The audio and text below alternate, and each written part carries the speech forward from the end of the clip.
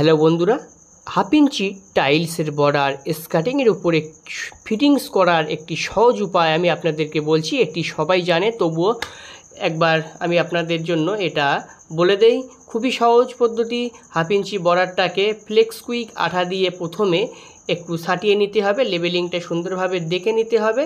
দেখে নেওয়ার পরে তারপরে এর উপর দিয়ে আমরা টাইলস অ্যাডাসিভ আছে, সেই টাইলস অ্যাডাসিভটা দিয়ে দেবো। তাহলে দেখবেন খুব সহজে এই বর্ডারগুলি ফিটিংস করবেন। আর তা না হলে টাইলস অ্যাডাসিভ বা সিমেন্ট দিয়ে আপনারা ফিটিংস করতে গেলে জয়েন্টে ময়লা ঢুকে যায় এবং ফিটিংস করতেও খুবই অসুবিধা হয়, যেহেতু হাফ ইঞ্চি বেশি ঠোকা যায় না, ঠুকলেই এটি ভেঙে যায়।